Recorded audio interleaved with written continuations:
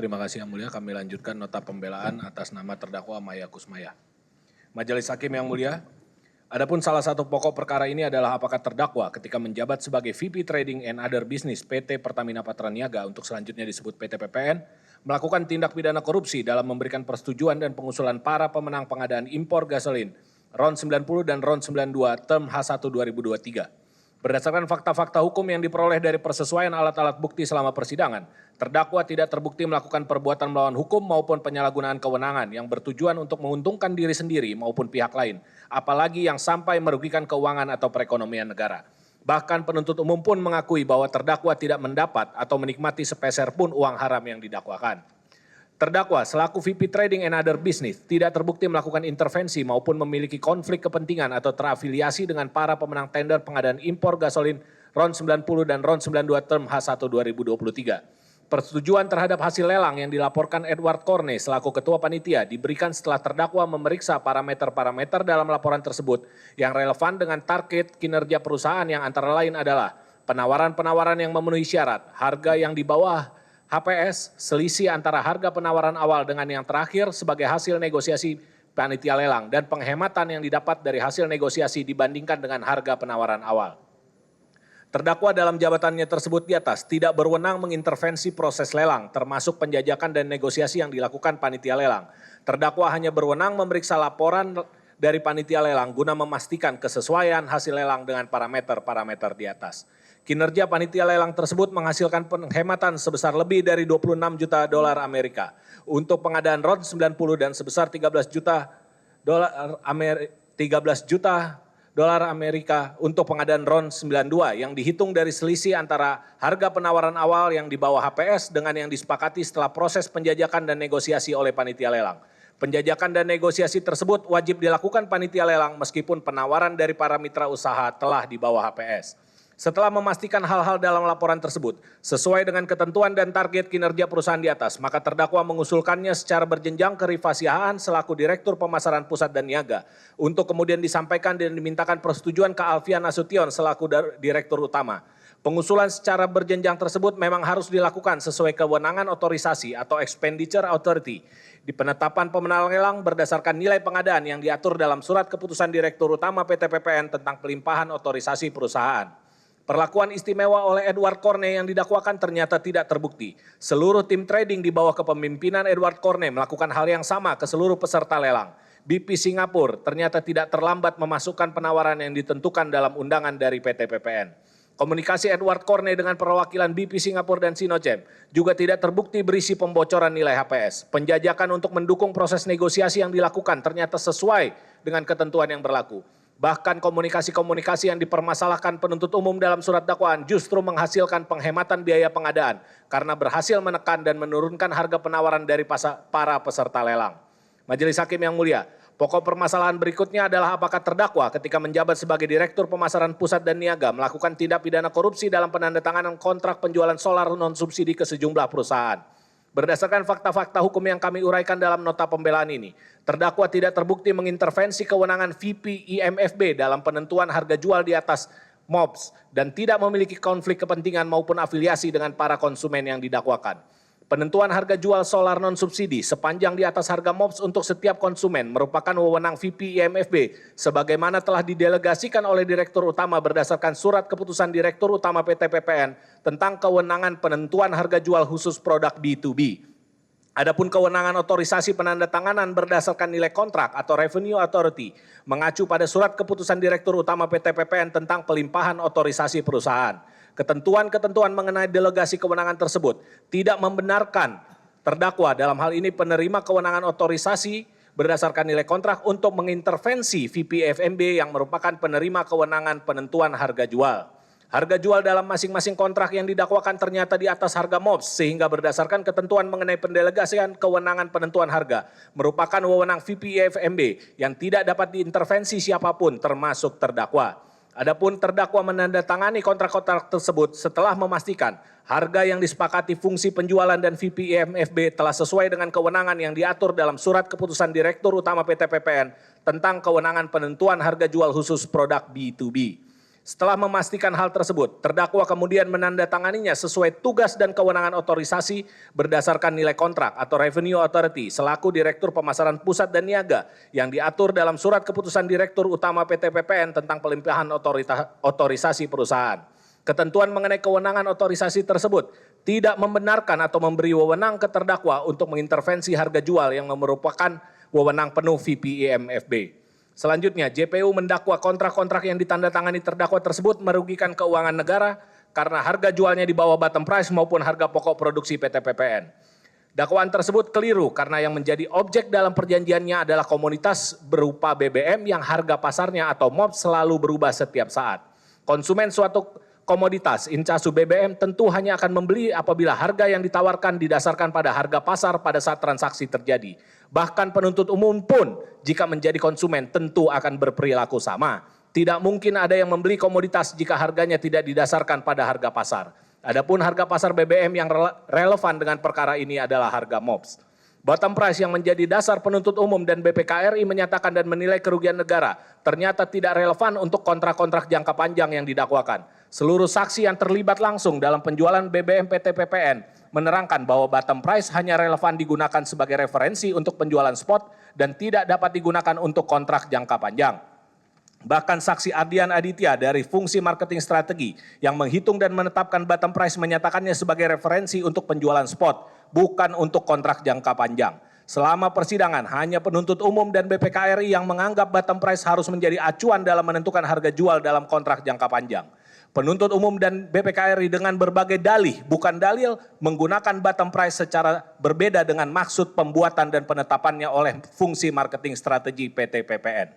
Persidangan yang kami muliakan, selama proses persidangan tidak banyak perbedaan atau dispute antara pihak terdakwa dengan penuntut umum mengenai fakta-fakta terkait surat dakwaan. Perbedaan yang tajam hanya mengenai terkait penafsiran ketentuan-ketentuan yang berlaku di internal PT PPN mengenai proses lelang dan penjualan solar non-subsidi. Perbedaan penafsiran yang pertama adalah di mana penuntut umum menganggap komunikasi Edward Corne dalam proses lelang yang didakwakan merupakan perlakuan istimewa. Adapun seluruh saksi yang terlibat atau pernah bertugas di fungsi trading menyatakan hal tersebut diberlakukan ke seluruh peserta tender dan memang merupakan kewajiban panitia lelang untuk menekan atau menurunkan harga penawaran agar PT PPN dapat membeli BBM dengan harga yang semurah-murahnya. Perbedaan penafsiran berikutnya adalah ketika penuntut umum menafsirkan ketentuan mengenai bottom price berlaku juga untuk penjualan dengan kontrak jangka panjang. Padahal seluruh saksi yang terlibat atau pernah bertugas di fungsi penjualan menyatakan bottom price hanya merupakan referensi harga untuk penjualan spot, bukan untuk kontrak jangka panjang. Bahkan keterangan para saksi tersebut bersesuaian dengan pendapat ahli yang menyatakan bottom price tidak dapat menjadi dasar penghitungan kerugian karena sifatnya prediktif dan hanya berlaku selama 2 minggu. Uraian singkat mengenai perbedaan penafsiran ketentuan internal PT PPN antara penuntut umum dengan seluruh saksi tersebut kami sampaikan untuk menggambarkan bahwa di negeri yang katanya menjunjung tinggi keadilan ini, seseorang dapat ditahan dan dihadapkan ke persidangan sebagai pesakitan, serta dituntut pidana penjara dan dirampas harta bendanya hanya karena memiliki pandangan yang berbeda dengan penyidik dan penuntut umum. Bukan karena niat jahat untuk memperkaya diri sendiri atau orang lain, apalagi dengan merugikan keuangan negara. Semoga perbuatan penyidik dan penuntut umum tersebut tidak dibenarkan oleh pengadilan ini. Majelis Hakim yang terhormat, surat tuntutan yang dibacakan penuntut umum pada persidangan yang lalu membuat kami bertanya-tanya, apakah adil dan pantas apabila pengabdian dan bakti terdakwa ke PT Pertamina dan anak-anak usahanya selama belasan tahun tanpa celah dan tidak pernah menerima uang haram, malah diganjar dengan pidana penjara selama 14 tahun dan denda sebesar 1 miliar rupiah serta uang pengganti sebesar 5 miliar rupiah. Sungguh ironis dan naas nasib terdakwa ini. Kontribusi yang dinyatakan sebagai pencapaian kinerja dan prestasi karena ikut serta mendatangkan keuntungan terbesar bagi PT PPN dan PT Pertamina Persero beberapa tahun yang lalu, sekarang malah dinyatakan sebagai kejahatan oleh penuntut umum. Kita memang harus maklum jika penuntut umum beranggapan hal tersebut pantas dikenakan ke terdakwa. Hal ini karena sebagaimana dikemukakan Mr. Trapman, penuntut umum berada dalam kedudukan subjektif, sehingga seperti dalam perkara ini, mengharuskannya menggunakan berbagai dalih untuk menuntut terdakwa bersalah dan harus dihukum. Namun kami yakin majelis hakim sebagai perwakilan Tuhan akan objektif dan adil dalam menilai dan memutus perkara ini. Adapun yang sangat penting untuk ditentukan, apakah penafsiran penuntut umum yang tidak pernah terlibat proses bisnis yang didakwakan ini atau penafsiran para insan PT PPN yang adil untuk diterapkan dalam perkara ini. Keyakinan kami terhadap objektivitas majelis hakim semata-mata karena putusan perkara ini kelak akan menentukan arah dan nasib PT PPN selanjutnya. Apabila metode bisnis yang selama ini digunakan dan berhasil mendatangkan keuntungan terbesar sepanjang sejarah PT PPN dinyatakan sebagai kejahatan oleh pengadilan, tentu akan mengubah cara kerja menjadi kaku, tidak agile, dan bahkan membuat para karyawan takut berinovasi serta tidak berani mengambil keputusan yang efisien sekalipun akan menguntungkan perusahaan. Seluruh masyarakat, terutama insan PT PPN sedang menantikan keputusan majelis hakim untuk menjadi acuan dalam melaksanakan pekerjaan dan bisnisnya di masa yang akan datang. Apabila yang dilakukan terdakwa ini dianggap sebagai tindak pidana korupsi, tentu akan membuat setiap orang, terutama yang bekerja di badan usaha milik negara, berpikir lebih dari 2 kali untuk berinovasi atau sungguh-sungguh memikirkan keuntungan perusahaan tempatnya bekerja. Hal tersebut karena apa yang hari ini dinyatakan sebagai inovasi dan prestasi sangat mungkin akan dianggap sebagai kejahatan di masa yang akan datang, seperti nasib naas yang menimpa terdakwa dalam perkara ini.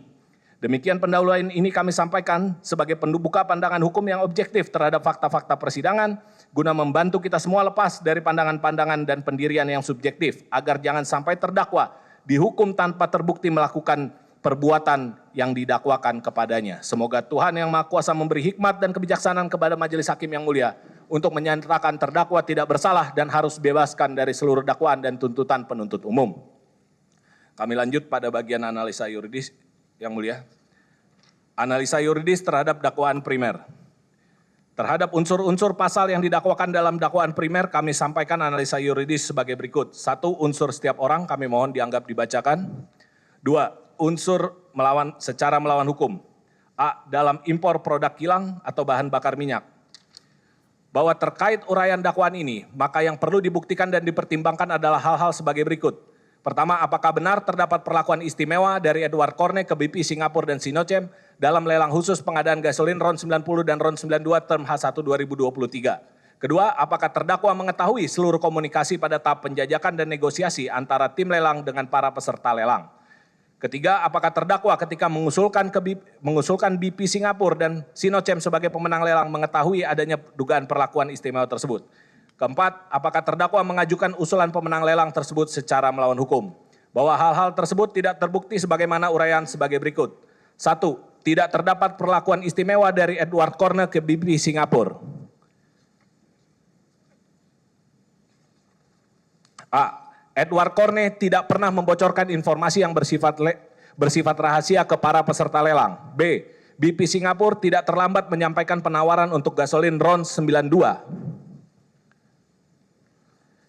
Kedua, tidak terdapat perlakuan istimewa dari Edward Corne ke Sinochem International Oil Singapura. 3. Terdakwa tidak mengetahui seluruh proses komunikasi pada tahap penjajakan dan negosiasi antara tim lelang dengan para peserta lelang. Keempat, terdakwa mengajukan usulan pemenang sesuai tugas dan kewenangannya serta prosedur yang berlaku. Dilanjutkan Yang Mulia. Dilanjut Yang Mulia. Poin B, dalam penjualan solar non-subsidi, bahwa yang perlu dibuktikan dan dipertimbangkan adalah hal-hal sebagai berikut.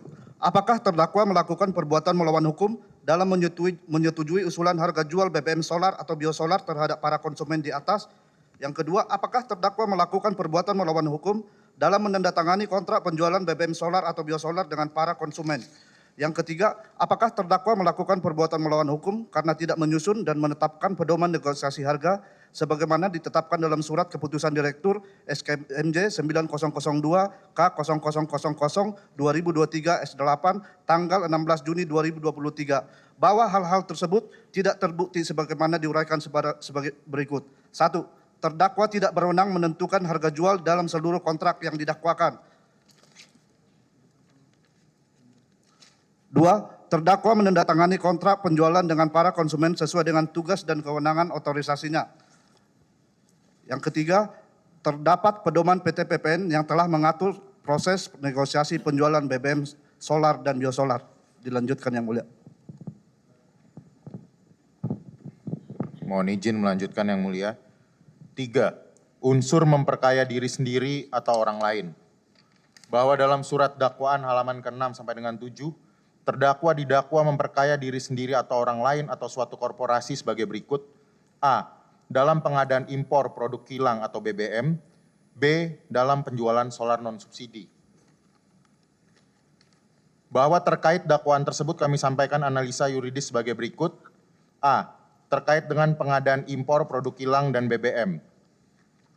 Bahwa JPU dalam surat dakwaannya pada intinya menuduh terdakwa memperkaya BP Singapura dan Sinochem dalam pengadaan gasolin RON 90 dan RON 92 term H1 2023 berdasarkan tindakan terdakwa sebagai berikut. Kami bacakan secara singkat di mana pertama, terdakwa mengusulkan BP Singapura dan Sinochem untuk ditetapkan sebagai salah satu pemenang lelang. Dan B, terdakwa menunjuk BP Singapura dan Sinochem sebagai pemenang tender melalui surat confirmation of gasoline series for January-June 2023 term.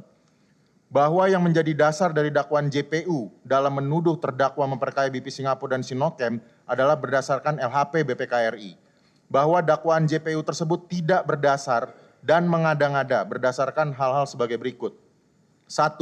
Angka yang menjadi tuduhan JPU kepada terdakwa dalam memperkaya BP Singapura dan Sinochem Internasional tidak jelas dan tidak berdasar. Penjelasan dianggap dibacakan. 2. Terdakwa mengajukan usulan pemenang dalam pengadaan gasolin RON 90 dan RON 92 term H1 2023 sesuai tugas dan kewenangannya serta prosedur yang berlaku. Penjelasan dianggap dibacakan.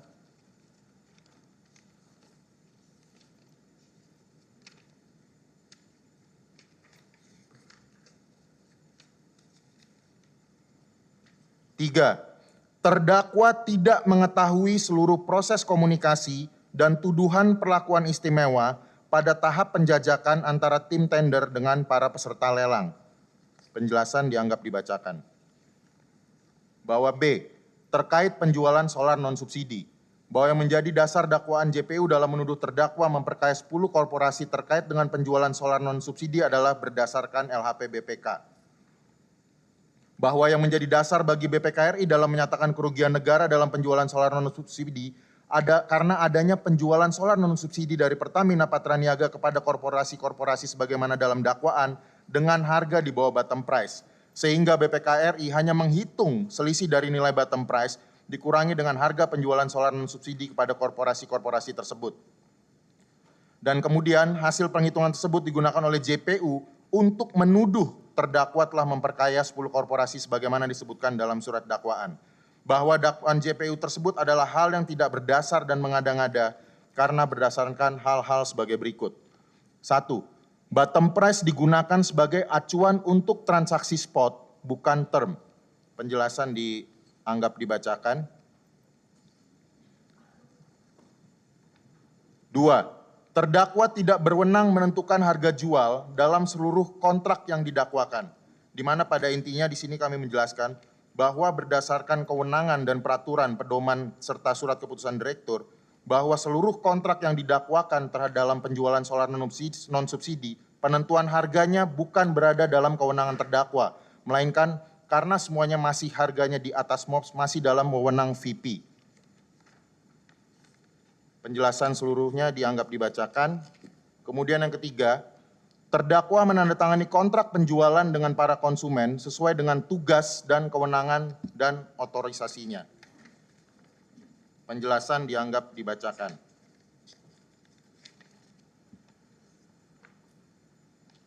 Bahwa selain dari penjelasan yang telah kami jelaskan dalam unsur melakukan perbuatan memperkaya diri sendiri atau orang lain atau suatu korporasi, untuk pembuktian unsur tersebut harus mempunyai hubungan kausalitas dengan unsur perbuatan melawan hukum.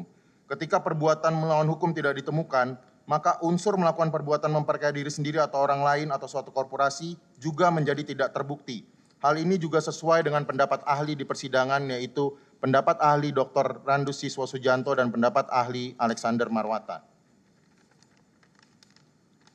Bahwa sebagaimana yang telah kami uraikan dalam penjelasan pada bagian unsur secara melawan hukum pada nota pembelaan ini, perbuatan melawan hukum yang didakwakan dan penyimpangan yang dituduhkan kepada terdakwa tidak terbukti. Sehingga dengan demikian, terdakwa juga tidak terbukti memperkaya diri sendiri atau orang lain atau suatu korporasi dalam perkara Aquo. Bahwa berdasarkan seluruh uraian di atas, maka unsur memperkaya diri sendiri atau orang lain atau suatu korporasi yang didakwakan tidak terbukti. Dilanjutkan rekan kami yang mulia. Izin melanjutkan yang mulia. 4. Unsur yang merugikan keuangan negara atau perekonomian negara. Bahwa terkait dakwaan tersebut kami sampaikan analisa yuridis sebagai berikut. A. Tidak ada kerugian negara dalam pengadaan impor BBM gasolin 90 dan gasolin 92 periode H1 2023. bahwa dakwaan JPO yang menyatakan terdakwa telah merugikan keuangan negara sebesar 5,7 juta USD sekian-sekian adalah hal yang tidak berdasar dan mengada-ada, berdasarkan hal-hal sebagai berikut. 1. Hasil perhitungan kerugian keuangan negara oleh BPK RI dalam pengadaan impor produk kilang atau BBM gasolin RON 90 dan 92 periode H1 2023 tidak jelas dan tidak berdasar sehingga kerugian keuangan negara tidak nyata dan tidak pasti. 2. Terdakwa mengajukan dan menetapkan usulan pemenang dalam pengadaan gasolin RON 90 dan RON 92 term H1 2023 sesuai tugas dan kewenangannya serta prosedur yang berlaku. 3. Terdakwa tidak mengetahui seluruh proses komunikasi dan tuduhan perlakuan istimewa pada tahap penjajakan antara tim tender dengan para peserta lelang. Bahwa berdasarkan seluruh uraian di atas, maka dakwaan JPU yang menyatakan terdakwa telah merugikan keuangan negara dalam pengadaan impor gasolin 90 dan gasolin 92 periode H1 2023 sebesar 5,7 juta USD sekian-sekian tidak terbukti. B. Tidak ada kerugian negara dalam penjualan solar non-subsidi. Bahwa dakwaan JPU yang menyatakan terdakwa telah merugikan keuangan negara sebesar 357 miliar rupiah sekian-sekian adalah hal yang tidak berdasar dan mengada-ada berdasarkan hal-hal sebagai berikut. 1. Bottom price digunakan sebagai acuan untuk transaksi spot, bukan term. Kedua, bottom price adalah harga perkiraan atau prediksi sehingga bersifat tidak nyata dan tidak pasti. Ketiga, terdakwa tidak berwenang menentukan harga jual dalam seluruh kontrak yang didakwakan. Bahwa berdasarkan seluruh uraian di atas, dakwaan JPU yang menyatakan terdakwa telah merugikan keuangan negara dalam penjualan solar non-subsidi atas kontrak yang ditandatangani terdakwa sebesar 357 miliar rupiah sekian-sekian tidak terbukti. C. Kerugian perekonomian negara dan illegal gain dalam surat dakwaan tidak jelas dan tidak berdasar.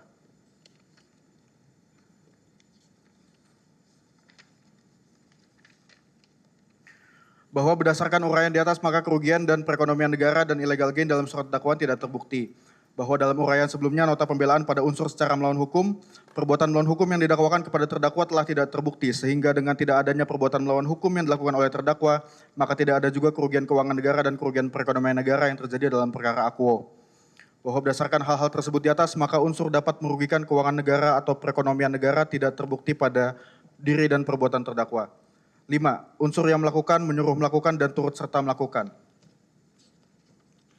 Bahwa berdasarkan fakta-fakta hukum dan analisa yuridis yang kami uraikan sebelumnya, perbuatan terdakwa maupun Rifa Sihaan, Edward Korne, dan Alfian Nasution, baik sendiri-sendiri maupun bersama-sama tidak memenuhi unsur-unsur pokok pasal yang didakwakan dalam dakwaan primer, sehingga mohon uraian tersebut dianggap termuat pada bagian ini. Bahwa karena perbuatan terdakwa maupun Rifa Sihaan, Edward Korne, dan Alfian Nasution, baik sendiri-sendiri maupun bersama-sama, yang diuraikan dalam surat dakwaan tidak terbukti menyimpang dari ketentuan yang berlaku, maka dengan sendirinya unsur turut serta melakukan tindak pidana menjadi tidak terbukti. Mohon izin uraian dakwaan subsidiar kami anggap dibacakan yang mulia. Mohon izin melanjutkan yang mulia. C. Perbuatan terdakwa tidak dapat dipidana. Bahwa pasal 12 ayat 2 KUHP baru menyatakan, untuk dinyatakan sebagai tindak pidana, suatu perbuatan yang diancam dengan sanksi pidana dan atau tindakan oleh peraturan perundang-undangan harus bersifat melawan hukum atau bertentangan dengan hukum dalam hidup masyarakat. Sedangkan menurut pasal 35 KUHP baru, ketiadaan sifat melawan hukum dari tindak pidana sebagaimana dimaksud pasal 12 ayat 2 merupakan suatu alasan pembenar.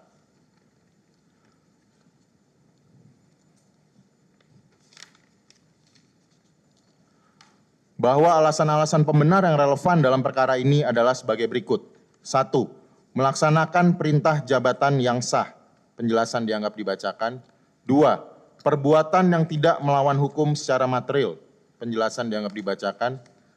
3. Asas tiada pidana tanpa kesalahan. Bahwa penggunaan alasan-alasan pembenar untuk meniadakan pidana dapat dipedomani dari beberapa jurisprudensi sebagai berikut.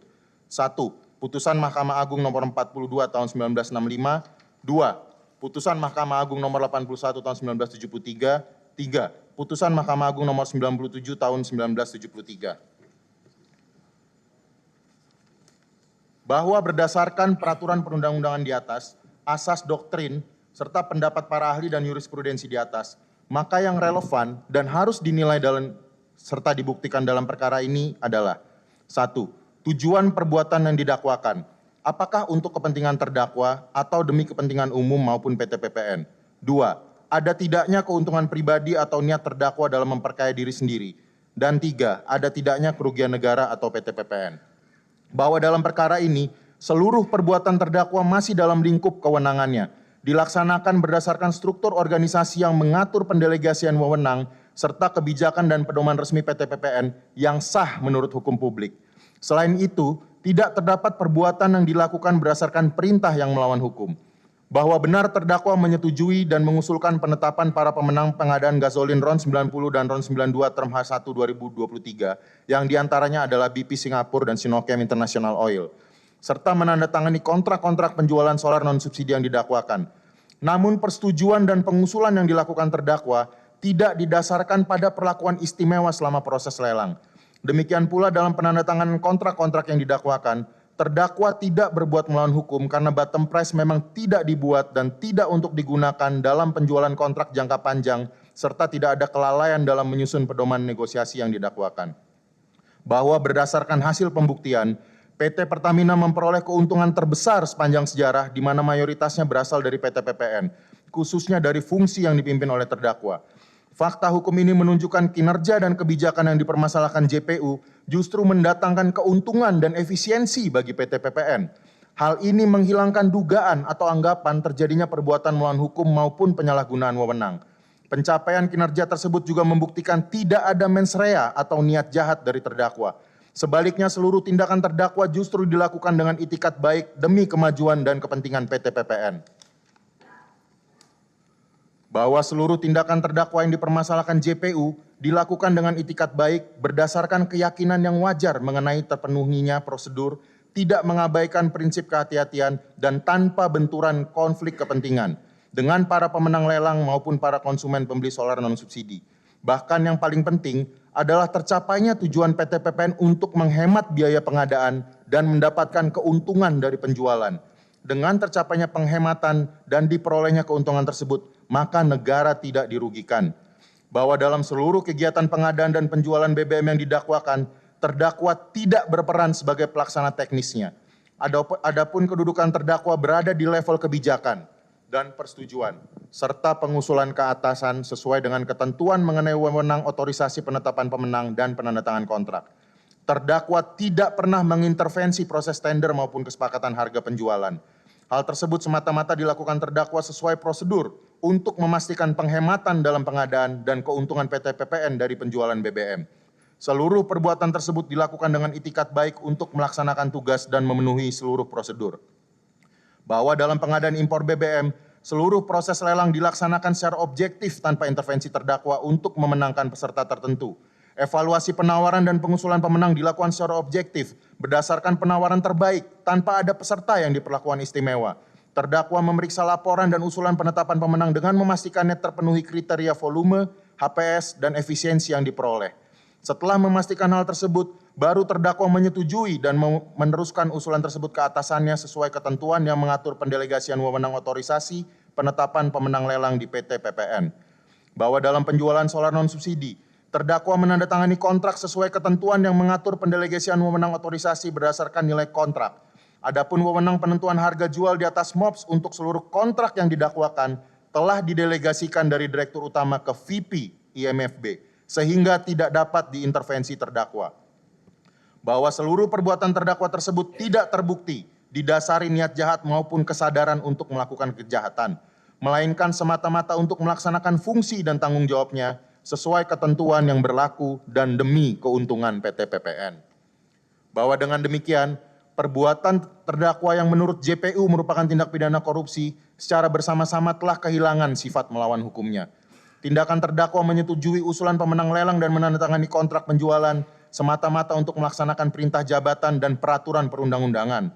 Hal tersebut menghapus sifat melawan hukum yang merupakan unsur objektif dalam pasal yang didakwakan. Secara konkret, perbuatannya tidak dapat dikualifikasi sebagai tindak pidana. Bahwa dengan penerapan ajaran melawan hukum material dalam fungsi negatif, tidak terdapat sifat melawan hukum dalam perbuatan yang didakwakan. Adapun fakta-fakta hukum yang relevan dengan hal tersebut adalah sebagai berikut. 1.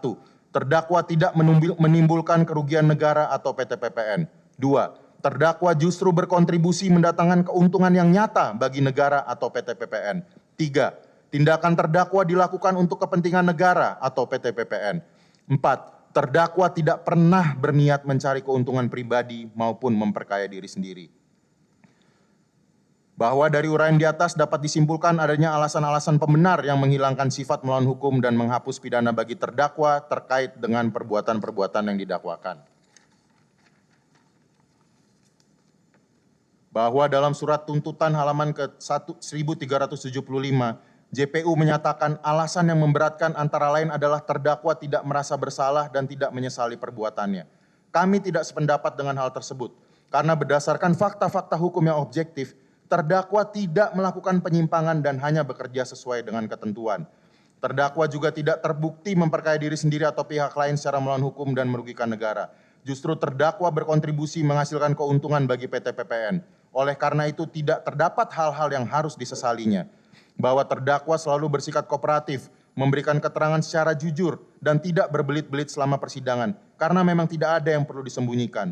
Saksi Nike Widiawati, Elia Masamanik, Masud Kamit, dan Basuki Cahayapurnama, Daniel S. Purba, dan Murni Gustidayanti menerangkan bahwa terdakwa merupakan sosok yang disiplin, cerdas, dan berintegrasi, serta selalu mengutamakan kepentingan perusahaan dan tidak pernah mengintervensi bawahannya.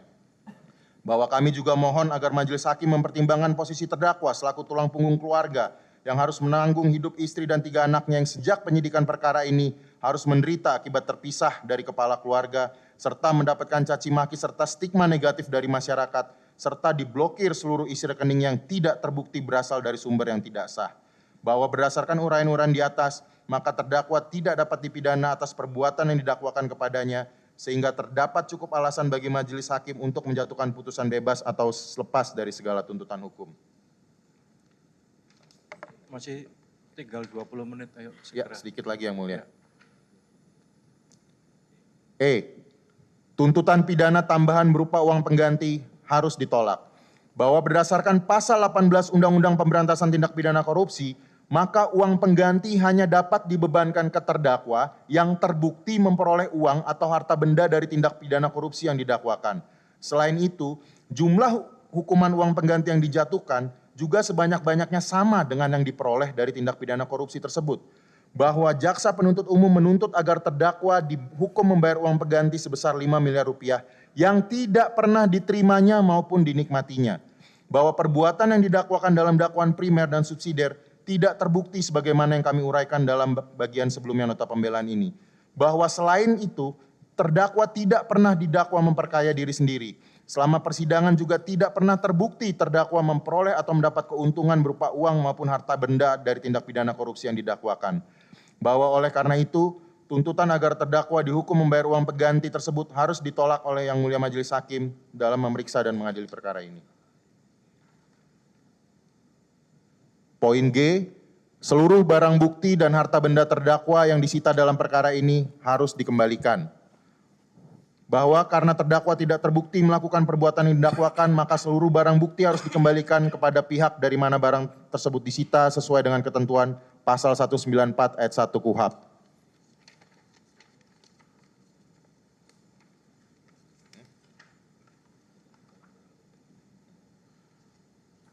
Bahwa barang-barang bukti sudah kami jelaskan di dalam nota pembelaan ini, bahwa karena terdakwa tidak terbukti melakukan perbuatan yang didakwakan, maka mohon agar kepada Yang Mulia memerintahkan seluruh barang bukti tersebut dikembalikan ke pihak dari mana barang bukti tersebut disita.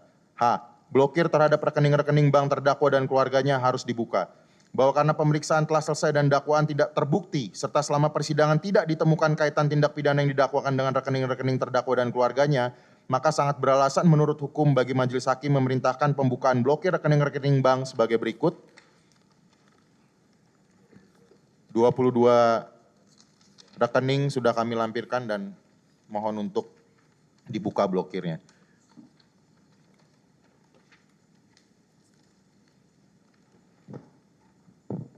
Bab 5 penutup.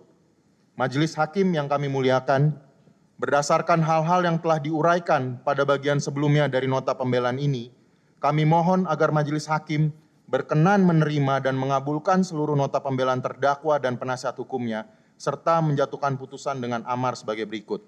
1. Menerima seluruh nota pembelaan yang diajukan terdakwa Maya Kusmaya dan penasihat hukumnya.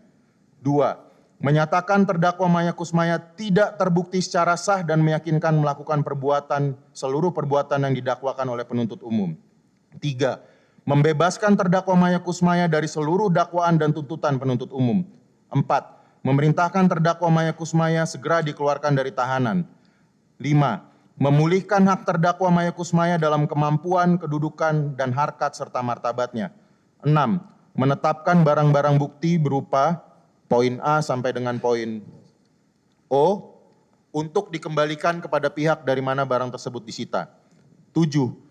Menetapkan seluruh barang bukti lainnya yang disita dalam perkara ini untuk dikembalikan kepada pihak dari mana barang bukti tersebut disita. 8. Memerintahkan pembukaan pemblokiran rekening bank sebagai berikut dari poin A sampai dengan V. 9. Membebankan biaya perkara kepada negara. Demikian nota pembelaan ini kami sampaikan dengan keyakinan akan dipertimbangkan secara objektif oleh majelis hakim yang mulia dan bijaksana. Kiranya Tuhan Yang Maha Esa memberikan hikmat kepada kita semua, khususnya majelis hakim sebagai wakilnya, dalam memberikan putusan bebas dalam perkara ini. Demikian nota pembelaan ini kami bacakan Yang Mulia. Terima kasih. Baik, terima kasih. Silakan langsung dilanjutkan. Baik, terima kasih Yang Mulia. Sebentar, ini waktunya masih 17 menit, tapi tetap kami beri waktu, silakan. Baik, terima kasih Yang Mulia. Nota pembelaan pledoi untuk dan atas nama terdakwa Edward Corne dengan judul Apakah kita harus menjadi Edward?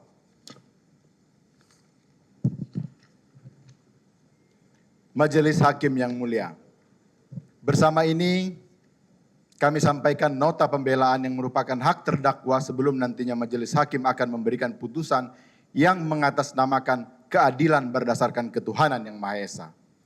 Pada saat pertama kali bertemu dengan terdakwa setelah beberapa hari ditahan, hal pertama yang disampaikan terdakwa kepada kami selaku penasihat hukum adalah pertanyaan sederhana, namun menggambarkan kegelisahan yang sangat mendalam akan prinsip-prinsip dasar keadilan dan kepastian hukum.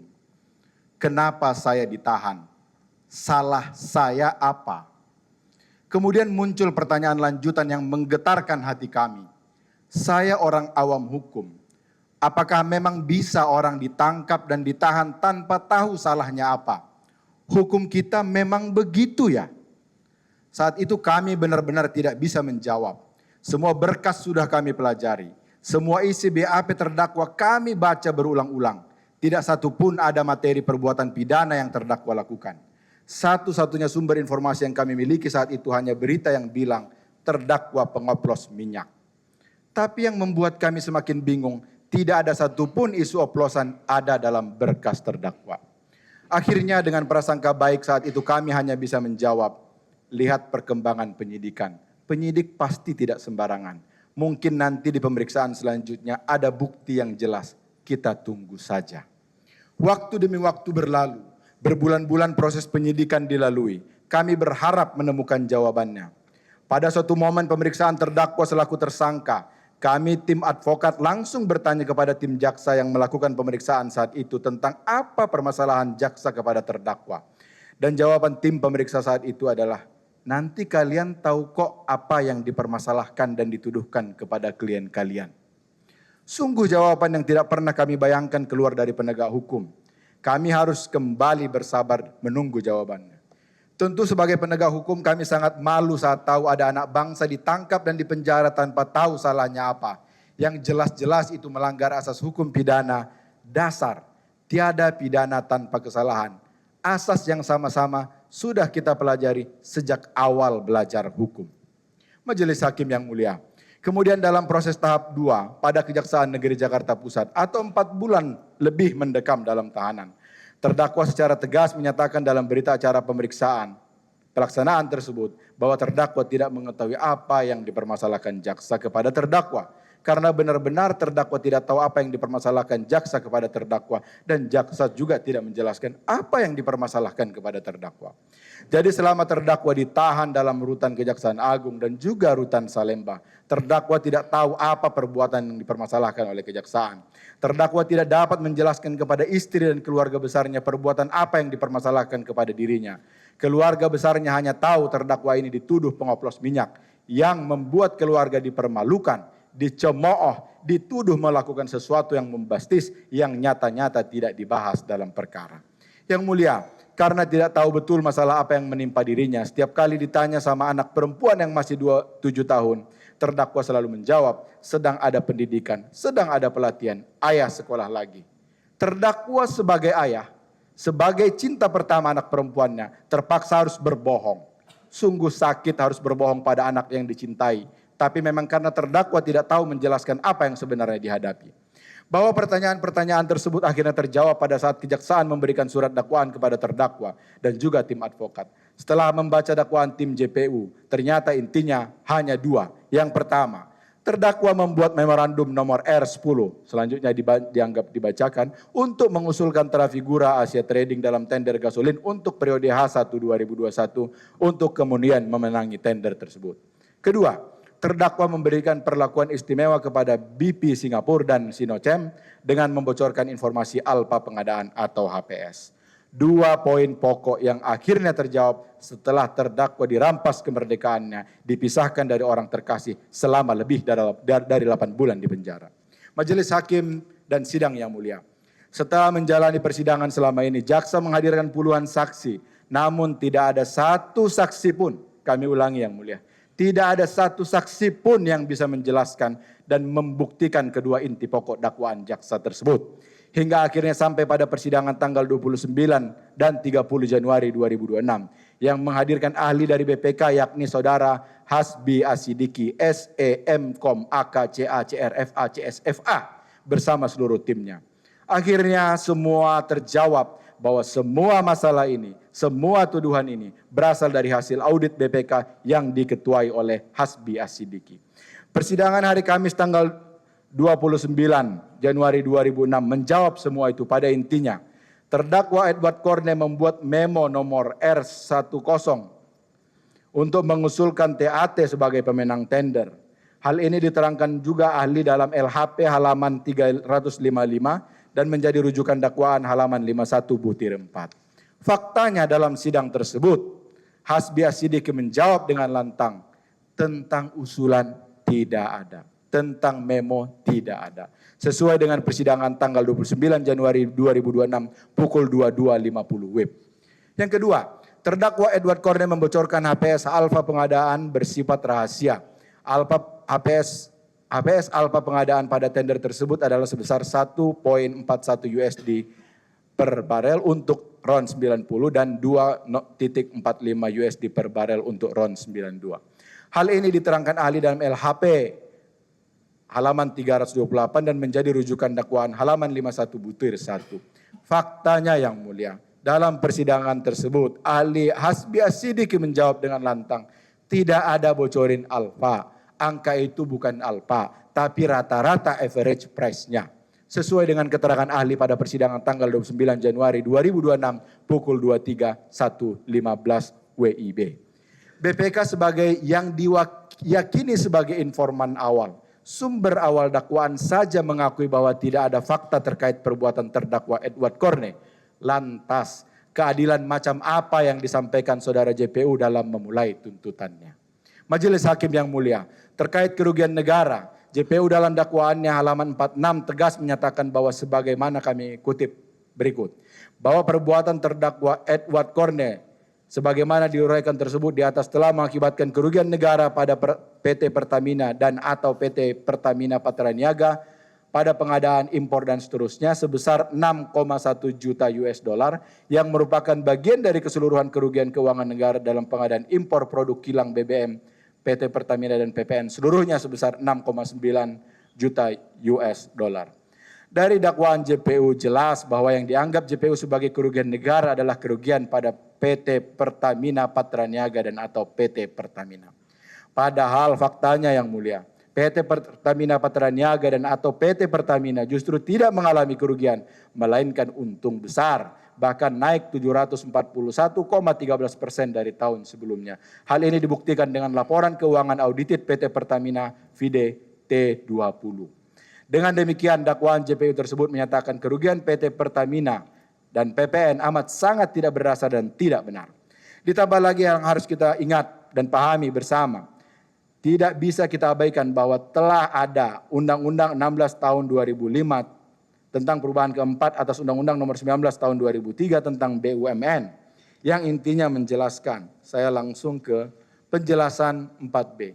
Dalam ketentuan ayat ini, modal dan kekayaan BUMN merupakan milik BUMN. Setiap keuntungan dan kerugian yang dialami BUMN merupakan keuntungan atau kerugian BUMN, sehingga bukan merupakan keuntungan atau kerugian negara. Keuntungan atau kerugian BUMN termasuk tapi tidak terbatas pada keuntungan atau kerugian BUMN yang timbul dari pengolahan sebagian atau seluruh kekayaan BUMN dalam kegiatan investasi dan atau operasional BUMN yang bersangkutan. Jadi berdasarkan UU BUMN ini, jelas menyatakan kerugian BUMN bukan merupakan kerugian negara. Apalagi dalam kasus ini tidak ada kerugian sama sekali, melainkan keuntungan yang sangat besar. Majelis Hakim yang mulia, Benjamin Franklin, Founding Fathers, pendiri Amerika Serikat pada abad 18, sekitar 300 tahun lalu berkata, "Justice will not serve until those who are unaffected are as outraged as those who are." Keadilan tidak akan sampai terjadi sampai kita di sini, semua yang ada di sini, yang merasa tidak terpengaruh, tidak dipenjara selama setahun karena tidak salah. Sama marahnya, sama kecewanya, sama sedihnya dengan terdakwa Edward ini, yang dipenjara setahun dan dipisahkan dari istri dan anak semata wayangnya, yang perlu kasih sayang dari ayahnya, tanpa tahu apa salahnya. Apakah kita harus menunggu kasus ini menimpa saudara kita, anak kita, menimpa menantu kita, menimpa cucu kita, baru kita sadar dan berani bilang, ini tidak adil. Kita tahu persis di kasus Trafigura, terdakwa hanya karyawan rendahan yang hanya menjalankan tugas perintah BPKRI untuk berjuang mengembalikan 2,4 juta dolar. Terdakwa juga tidak sendirian, tapi bersama puluhan atau bahkan ratusan karyawan Pertamina lainnya selama bertahun-tahun berjuang, sehingga Trafigura lunas membayar kepada Pertamina dan dinyatakan sesuai oleh Badan Pemeriksa Keuangan RI. Bukankah harusnya terdakwa dikasih penghargaan? Kita tahu persis di kasus BP Singapura dan Sinochem, terdakwa hanya karyawan yang berjuang bernegosiasi menurunkan harga agar jauh di bawah HPS, agar Pertamina untung besar, dan nyatanya Pertamina untung besar, dan yang menjadi yang tertinggi sepanjang sejarah. Tertinggi selama Pertamina berdiri sebagai perusahaan minyak kebanggaan Indonesia. Bukankah harusnya terdakwa dikasih penghargaan? Majelis Hakim yang mulia, 14 tahun pidana penjara, denda 1 miliar, uang pengganti 5 miliar, subsidiar 7 tahun pidana penjara. Begitulah isi tuntutan hukum JPU kepada terdakwa Edward Corne. Selama itulah pidana penjara yang JPU inginkan untuk terdakwa Edward. Seluruh tim advokat, para terdakwa sangat syok dan mendengar lama tuntutan pidana penjara yang disampaikan oleh JPU. Tentu ini menjadi tanda tanya yang sangat besar. Pertimbangan apa yang JPU pakai hingga membabi buta menuntut terdakwa selama itu. Ternyata setelah mendengar dan membaca lebih rinci surat tuntutan JPU tersebut, JPU tidak mempertimbangkan apa fakta persidangan yang tersaji pada persidangan yang mulia ini. Apa yang diucapkan atau dijelaskan para saksi, dokumen-dokumen yang diperlihatkan, keterangan ahli-ahli sama sekali tidak dipertimbangkan JPU. Termasuk ahli BPK yang jelas-jelas sudah mengakui tidak punya bukti tuduhannya. Ini adalah bentuk penghinaan pada pengadilan, karena JPU sama sekali tidak peduli dengan apa yang terjadi selama persidangan ini. Tidak peduli dengan sidang berkali-kali hingga dini hari. Seharusnya JPU objektif menilai perkara ini, bukan tergantung kepentingan instansi, kelompok, individu, dan mengesampingkan fakta yang ada. Semoga itu tidak terjadi. Kita semua di ruangan sidang ini tahu betul BPK salah dan keliru. Kita semua di ruangan sidang ini tahu betul terdakwa tidak pernah membuat memo mengusulkan TAT sebagai pemenang tender. Kita semua di ruangan sidang ini tahu betul terdakwa tidak pernah membocorkan HPS Alfa pengadaan. Semoga telinga, mata, hati nurani yang diciptakan Tuhan Yang Maha Kuasa untuk kita masih bisa kita gunakan untuk mempertanggungjawabkan setiap kalimat yang diawali dengan irah-irah demi keadilan yang kita sampaikan. Sejak tahun 1973 sampai sampai saat ini. Terdapat lebih dari 200 orang dieksekusi mati, hukuman mati di Amerika Serikat. Kemudian terbukti mereka itu inosen, tidak bersalah. Tentu peristiwa ini akan menjadi kenangan kelam bagi siapapun yang terlibat dalam proses itu, sehingga mereka merasa bersalah menghukum orang yang jelas-jelas tidak bersalah. Semoga peristiwa yang sama tidak terjadi di sini, di ruang ini, dan kita tetap berpegang teguh pada prinsip fundamental hukum pidana yang mengedepankan keutamaan keadilan dan hak asasi manusia di atas apapun. Lebih baik membebaskan 1000 orang bersalah daripada menghukum 1 orang tidak bersalah.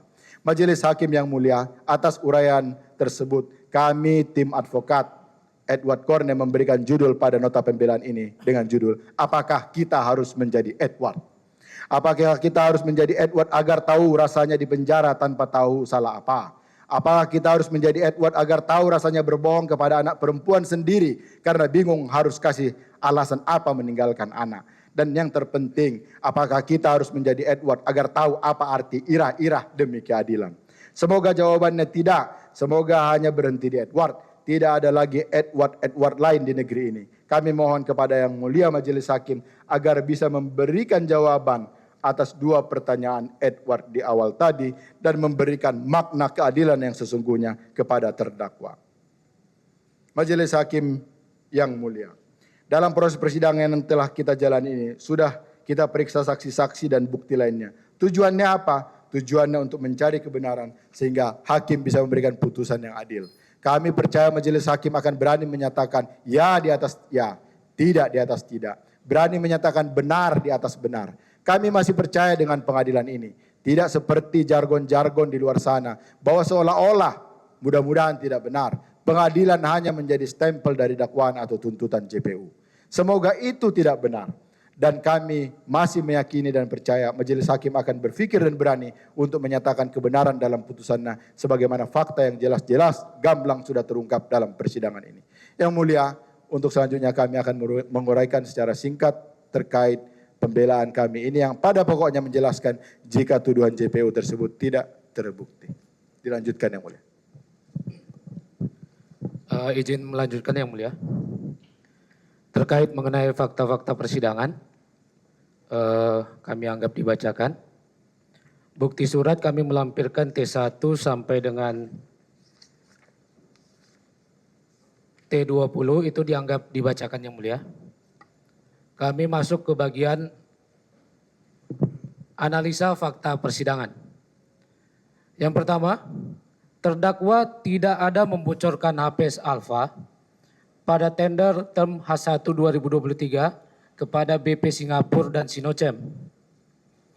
Bahwa sebagaimana uraian JPU dalam dakwaan maupun tuntutannya, perlakuan istimewa yang dimaksud oleh JPU yakni terdakwa membocorkan alfa pengadaan.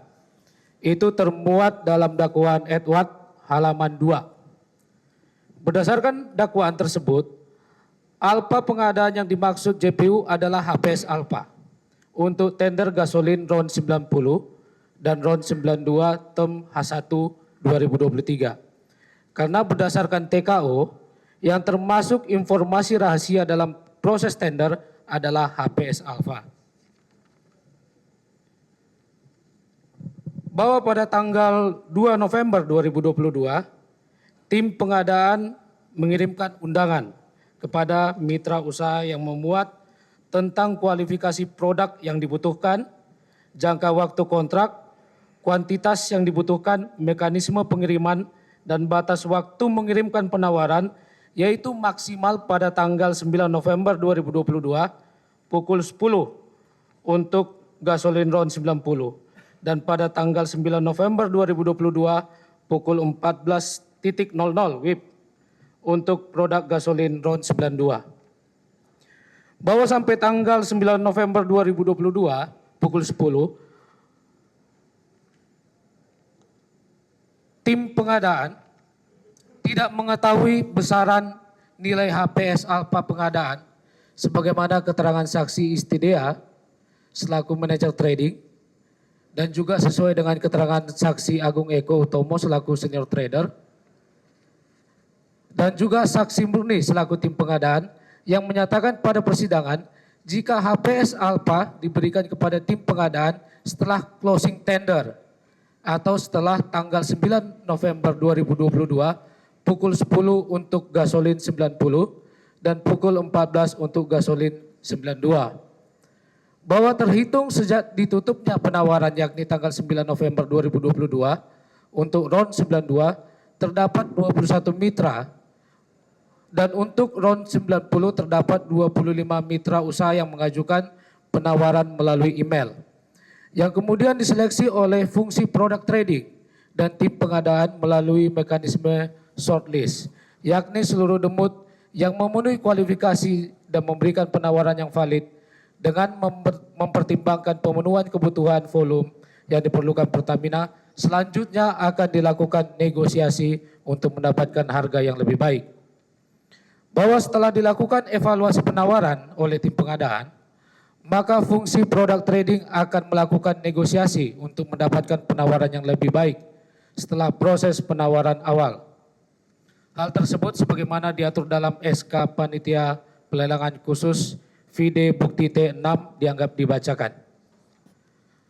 Bahwa selanjutnya berdasarkan memorandum R016 dan selanjutnya dianggap dibacakan, menyatakan HPS RON 90 sebesar 1.41 dan RON 92 sebesar 2.45 sesuai dengan bukti VD T4 dan VD T5. Bahwa atas hasil seleksi tersebut, ternyata BP Singapura dan Sinochem memenuhi kualifikasi, yakni dengan alfa penawaran yang rendah, sebagaimana bukti dalam memorandum tersebut. Dan terlampir dianggap dibacakan yang mulia. Bahwa bukti yang didalilkan JPU dan juga yang dinyatakan tim BPK sebagai bukti pembocoran HPS Alpha kepada BP Singapura dan Sinochem adalah sebagai berikut. Terlampir percakapan 1, 2, 3, 4, percakapan 5, 6, percakapan 7 dianggap dibacakan dan juga terlampir percakapan antara terdakwa dengan perwakilan Sinochem James Liking dianggap dibacakan juga yang mulia. Bahwa berdasarkan rekaman percakapan antara terdakwa dengan saksi Ferry Mahendra sejak tanggal 12 November 2022 sampai dengan 28 November 2022 dan dengan James Liking sejak tanggal 18 November 2022 sampai dengan 21 November 2022, seluruh komunikasi negosiasi dilakukan setelah penutupan lelang pada tanggal 9 November 2022 atau tepatnya sudah masuk dalam tahapan negosiasi. Bahwa adapun angka dalam rekaman percakapan tersebut bukan merupakan angka HPS Alpha. Bukan merupakan angka HPS Alpha pengadaan yang bersifat rahasia, melainkan angka tawar-menawar antara terdakwa dengan para mitra usaha. Bahwa tidak ada percakapan ataupun pernyataan dalam chat tersebut, terdakwa menyatakan ini ya angka HPS-nya. Dalam chat tersebut tidak ada muncul angka HPS Alpha untuk tender term H1 tahun 2023 untuk RON 90 dan 92. Justru angka alfa ekspektasi yang lebih rendah dari penawaran kedua mitra tersebut yang sudah berada di bawah HPS. Bahwa selain hal tersebut, JPU juga menyatakan bahwa adanya pertemuan antara terdakwa dengan saksi Ferry untuk membocorkan HPS alfa pengadaan, termasuk pertemuan pada tanggal 12 November 2022 di Setiabudi I dan tanggal 19 November 2022 di Damai Indah BSD. Bahwa faktanya dalam persidangan saksi Ferry Mahendra jelas menyatakan pertemuan tersebut dalam rangka negosiasi dan tidak ada penyampaian informasi HPS alfa pengadaan. Hal tersebut terlampir dalam keterangan saksi Ferry Mahendra. Bahwa saksi Ferry dalam persidangan pun sudah jelas menyatakan jika saksi tidak pernah diberitahu terkait berapa HPS alfa pada tender tersebut untuk RON 90 dan 92. Bahwa dalam setiap komunikasi terdakwa selalu menyatakan penawaran dari BP masih kurang rendah. Komunikasi dengan saksi Ferry hanya untuk proses negosiasi dengan tujuan alfa yang diajukan oleh BP Singapura lebih rendah atau lebih murah yang selanjutnya perlu diformalkan dalam email.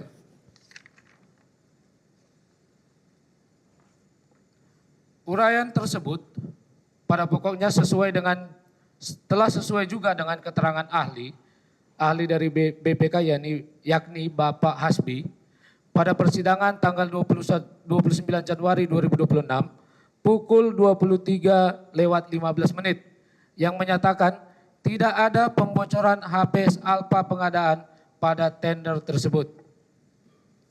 Berdasarkan hal tersebut, maka tuduhan JPU terkait adanya pembocoran Alfa pengadaan atau HPS Alfa pada tender term H1 2023 tidak terbukti. Kemudian perlakuan istimewa yang dimaksud jaksa adalah terdakwa memberikan waktu tambahan kepada BP Singapura dan Sinochem pada tender 2023. Bahwa terhitung sejak ditutupnya penawaran yakni tanggal 9 November 2022 pukul 14, terdapat 21 mitra yang mengajukan penawaran untuk round 92 dan 25 mitra usaha untuk round 90 melalui email Pertamina yang kemudian diseleksi oleh tim pengadaan melalui mekanisme shortlist, yakni demut yang memenuhi kualifikasi dan di bawah HPS Alfa pengadaan. Ini sesuai dengan bukti yang terlampir dan dianggap dibacakan. Bahwa faktanya dalam korespondensi email yang dikirimkan oleh pihak BP Singapura, yakni untuk round 90 pada hari Rabu 9 November 2022 pukul 9:38 dan untuk round 92 pukul 13:16 waktu Jakarta.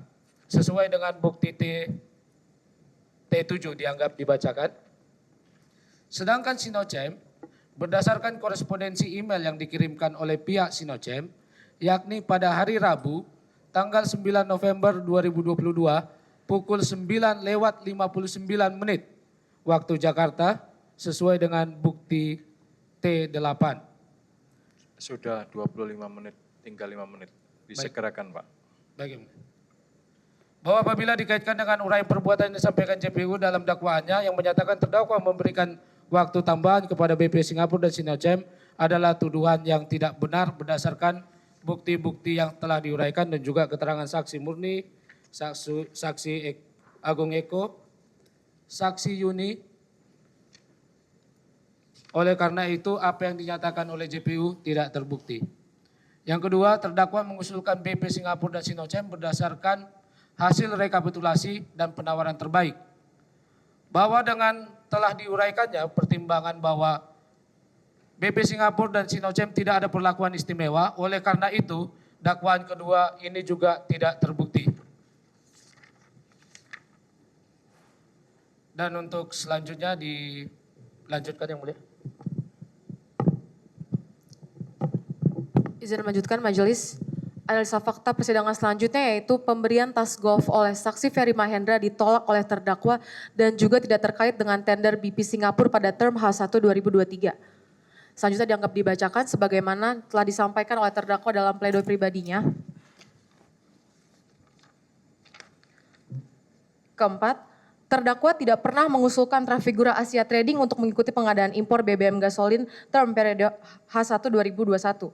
Bahwa berdasarkan dakwaan, terdakwa juga dituduh atas pengusulan Trafigura Asia Trading dalam tender gasolin term H1 2021, yakni terdakwa Edward Korn mengusulkan kepada Hasto Wibowo untuk mengikut sertakan TAT dalam tender gasolin untuk periode term H1 2021, meskipun mengetahui Trafigura Asia Trading tidak terdaftar sebagai demut Pertamina, kemudian memperkaya Trafigura Asia Trading dalam pengadaan gasolin 92 H1 2021 sebesar $405.000.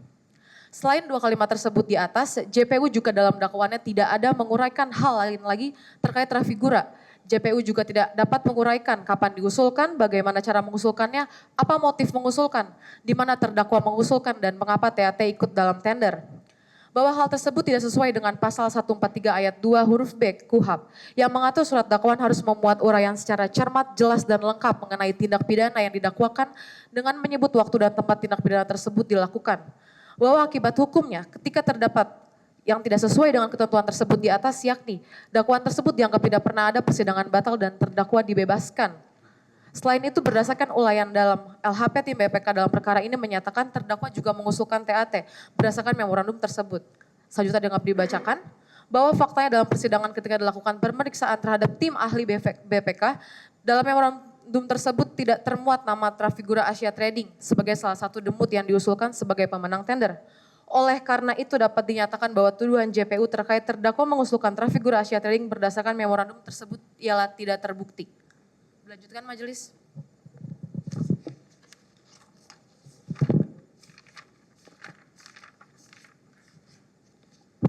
Kami lanjutkan, Yang Mulia. Terdakwa tidak melakukan suatu perbuatan yang menyebabkan adanya kerugian keuangan negara maupun kerugian perekonomian negara terkait pengadaan impor produk pada term H1 2021 dan 2023.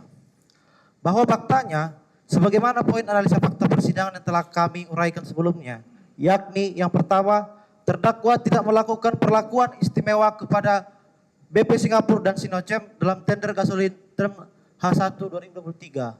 Karena terdakwa tidak membocorkan HPS Alpha pada tender term H1 2023 kepada BP Singapura dan Sinochem.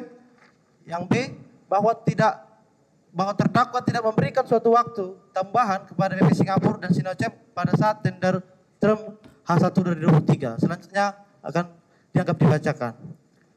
Poin kedua, terdakwa tidak mengusulkan BP Singapura dan Sinochem sebagai pemenang tender term H1 2023 berdasarkan rekapitulasi penawaran terbaik dari seluruh mitra dan sesuai ketentuan peraturan yang ada. Selanjutnya dianggap dibacakan. Poin ketiga, pemberian Talsgop oleh saksi Peri Mahendra kepada terdakwa tidak terkait dengan tender BP Singapura dalam pengadaan pada periode term H1 2023. Selanjutnya dianggap dibacakan. Poin keempat, terdakwa tidak pernah mengusulkan Trafigura Asia Trading untuk mengikuti pengadaan impor BBM gasolin term H1 2021. Selanjutnya dianggap dibacakan.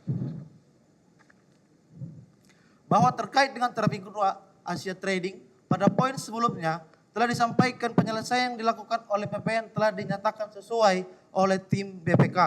Maka tidak ada kerugian yang ditimbulkan karena sebelum perkara akuo didakwakan kepada terdakwa, temuan atas Trafigura tersebut telah dipulihkan dalam artian tidak ada uang negara yang hilang.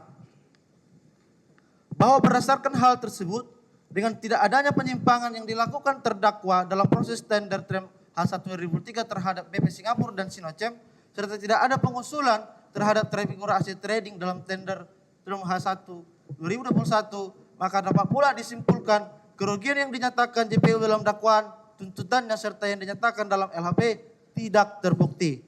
Bahwa selain itu, dalam persidangan, tim ahli BPK Hasbia Sidiki, ahli perhitungan kerugian negara menyatakan di muka persidangan sebagai berikut. Ahli mengakui bahwa penyusunan HPS memang tidak hanya satu metode. Ada beberapa metode dalam referensi yang dipakai. Sehingga hasilnya bisa berbeda dan ahli pun telah melakukan klarifikasi ke internal Pertamina mengenai ragam cara dan dasar penyusunan HPS. Namun demikian, BPK kemudian hanya menggunakan perhitungan yang menurut BPK sesuai dengan keyakinannya saja, yakni dengan bantuan ahli teknik kimia. Lalu hasil perhitungan itu disandingkan dengan realisasi pengeluaran, sehingga pengadaan nilai yang muncul adalah akibat dari perbedaan metode dalam penyusunan HPS. PD halaman 72. Selanjutnya, ahli menerangkan bahwa dalam perhitungan kerugian negara, untuk pengadaan RON 90 oleh BP Singapura dan Sinochem tidak memperhitungkan komponen alfa karena tidak tersedia referensi harga pasar. Sehingga HPS maupun alfa pengadaan tidak digunakan dan perhitungan kerugian negara dilakukan dengan pendekatan ahli kimia. Sementara itu, untuk RON 90 terdapat komponen alfa. Namun dalam pemeriksaan BPK yang digunakan bukan HPS, melainkan berdasarkan penawaran dan kesepakatan kontrak, sehingga alfa yang tercantum dalam kontrak tersebut lah yang kemudian dikeluarkan dan dihitung sebagai kerugian negara. Dengan mempertimbangkan bahwa BP Singapura dan Sinochem seharusnya tidak memperoleh alfa, sehingga perhitungan BPK dilakukan dengan menghilangkan komponen alfa tersebut, PD halaman 118. Berdasarkan hal tersebut, ahli atau tim BPK menyatakan seharusnya pengadaan impor gasolin term H1 2023 dilakukan dengan asumsi tidak menggunakan komponen alfa dan oleh karena itu terdapat kerugian negara. Atas hal tersebut, berdasarkan keterangan ahli pengadaan yang dihadirkan JPU pada persidangan, yakni Setiabudi Arijanta yang menyatakan HPS tidak dapat digunakan untuk menghitung kerugian negara. Apalagi HPS yang dibuat beberapa tahun setelah pengadaan selesai berdasarkan pendekatan seorang ahli kimia tanpa memperhitungkan kondisi pasar dan ketersediaan yang nyata terjadi pada saat proses pengadaan terjadi. Bahwa faktanya hasil perolehan harga penawaran baik dari TAT, BP dan Sinocep masih lebih kompetitif daripada mitra lain yang juga ditunjuk sebagai pemenang lelang pengadaan kargo gasolin pada periode yang sama.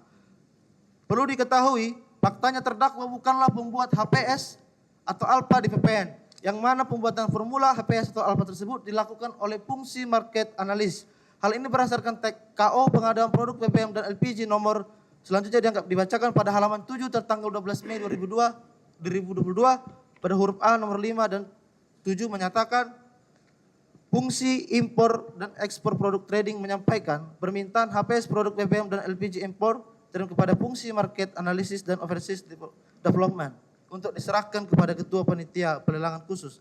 Poin ketujuh, fungsi market analysis dan overseas development menyerahkan HPS produk BBM dan LPG impor kepada ketua panitia pelelangan khusus. Setelah waktu closing dan sebelum membuka dokumen penawaran pengadaan produk BBM dan LPG oleh panitia pelelangan khusus.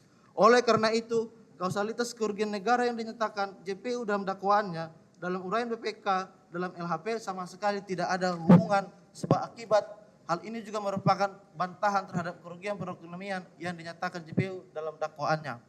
Poin ke-6, terdakwa tidak pernah menerima sepeser pun uang terkait tuduhan JPU dalam perkara aku.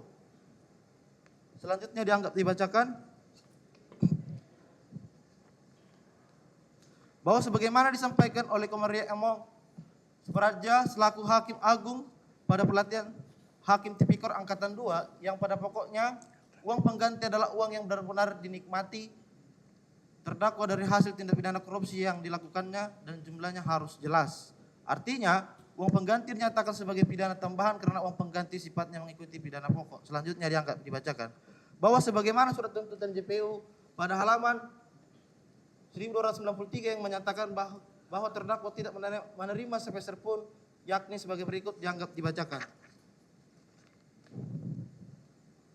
Oleh sebab itu, uang pengganti yang dibebankan kepada terdakwa adalah tidak sesuai dengan prinsip sebagaimana tujuan dari uang pengganti tersebut. Karenanya terdakwa tidak ada menerima sepeser pun dalam perkara akuo.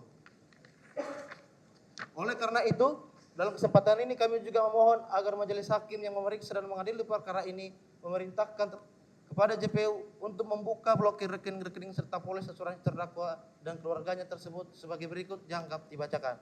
Terima kasih yang mulia. Selanjutnya. Ya, soal kesimpulan. Baik yang mulia, untuk analisa yuridis karena tadi fakta-fakta analisis faktanya membuktikan tidak terbukti sehingga kami anggap dibacakan. Ya. Dan tidak terbukti. Kemudian terakhir penutup, Majelis Hakim yang mulia, sidang yang mulia. Majelis Hakim tidak ada maksud dari kami selain mengungkapkan kebenaran material agar keadilan bisa tercapai bagi dia yang berhak yaitu terdakwa.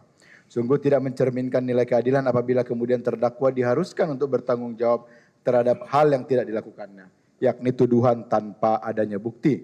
Karena asas dalam hukum pidana sendiri berbunyi in criminalibus probationes deben esse luce clariores, yakni dalam perkara pidana bukti-bukti harus lebih terang daripada cahaya. Untuk itu kami selaku tim penasihat hukum terdakwa memohon kepada yang mulia majelis hakim untuk dapat memberikan pertimbangan hukum dan rasa keadilan dalam putusannya bagi terdakwa. Maka bersama ini kami mengajukan permohonan yang mulia majelis hakim yang memeriksa dan mengadili perkara ini agar berkenan memberikan putusan dengan amar sebagai berikut. Menyatakan terdakwa tidak terbukti secara sah dan meyakinkan melakukan seluruh tindak pidana yang dinyatakan dalam dakwaan jaksa penuntut umum, baik dakwaan primer maupun subsidiar. 2. Membebaskan terdakwa dari dakwaan penuntut umum atau setidak-tidaknya menyatakan terdakwa lepas dari segala tuntutan hukum. memulihkan dan merehabilitasi nama baik, harkat dan martabat terdakwa Edward Corne, mengembalikan seluruh barang bukti kepada yang berhak, mengabulkan permohonan pembukaan blokir rekening serta polis asuransi terdakwa maupun keluarga terdakwa yang diblokir, dan membebankan biaya perkara kepada negara. Atau apabila majelis hakim berpendapat lain, mohon putusan seadil-adilnya ex aequo et bono. Sebelum kami menutup nota pembelaan ini, izinkan kami untuk mengutip adagium hukum, summum ius summa injuria, summa lex summa crux. Hukum yang keras dapat melukai, kecuali keadilan yang dapat menolongnya. Demikian nota pembelaan ini kami sampaikan. Atas perhatian dan diterimanya permohonan kami ucapkan terima kasih. Hormat kami tim penasihat hukum. Terima kasih yang mulia. Baik, terima kasih. Silakan bisa serahkan pledoinya.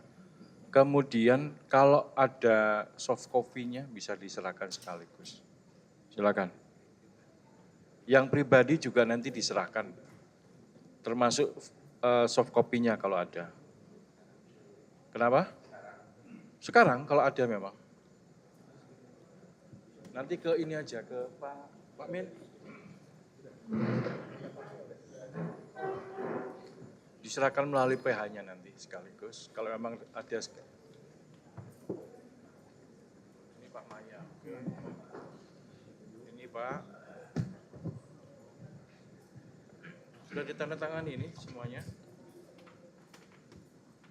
Oh iya. Ini Pak Kusmaya, ini Pak Rifat. Pak Rifat cuma satu. Ini 3 saja ini. 3 saja. 5 nih. Ini 5 kita ya.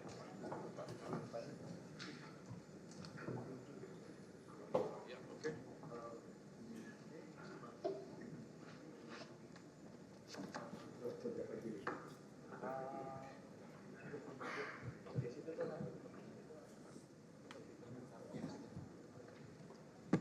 Yang punya Pak Edward,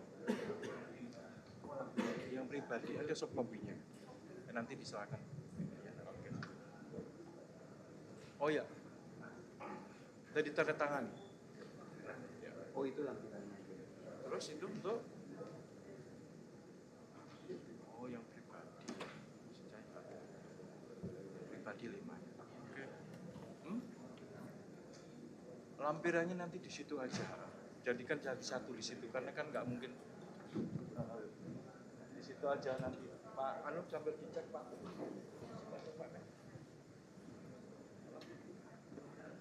Ya. Di sendiri-sendirikan ya. Biar nanti sambil dicek kelengkapannya.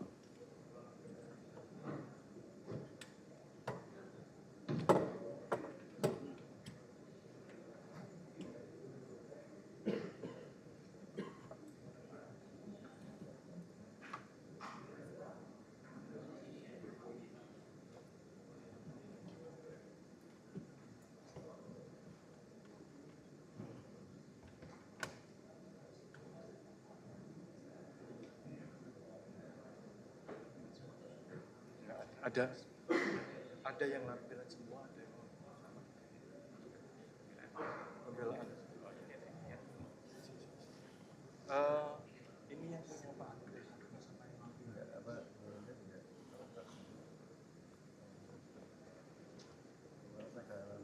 Sudah, oke Pak Men, sudah komplit. Soft copy-nya sudah.